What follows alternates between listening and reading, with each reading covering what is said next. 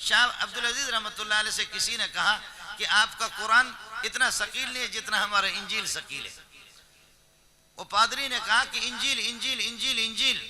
تو شاہ صاحب نے فرمایا، اور پھر اس نے یہ بھی کہا کہ تمہارے قرآن کے اندر وہ پاور نہیں ہے، قرآن بھی غلط، تمہارا نبی غلط، مذہب بھی غلط، ہمارے انجیل صحیح، ہمارا مذہب صحیح، اور ہمارے چرچوں کو دیکھو کیسے خوبصورت. شاہ صاحب نے فرمایا کہ کون سا چرچ آپ کو مضبوط لگ رہا ہے؟ دلی کے اندر 1857 کے اندر ایک چرچ کے پاس جا کر کے جمع ہو گئے، اور اس چرچ کے پاس جا کر کے اللہ آپ کا بھلا کرے، حضرت اقدس شاہ عبدالعزیز رحمۃ اللہ نے لاکھوں انسانوں کا مجمع تھا. فرمایا یہ چرچ ہے، مضبوط ہے کہاں؟ کہا یہ مضبوط ہے کہاں؟ کہا اس کو دیکھ لینا.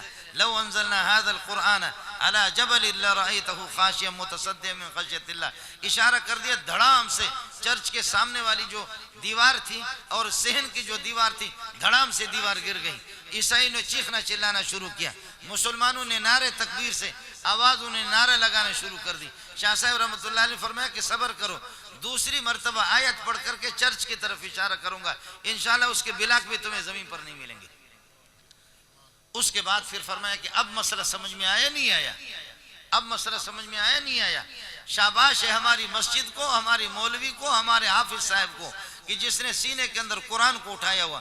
آپ کے چرچ کی طرف میں نے تو ایک آیت اشارہ کر کے پڑھی ہے، آدھی آیت، چرچ زمین بوس ہو گیا. لیکن ہماری مسجد میں ہزاروں قرآن پڑھے جاتے، پھر بھی مسجد اپنی جگہ پر برقرار ہے.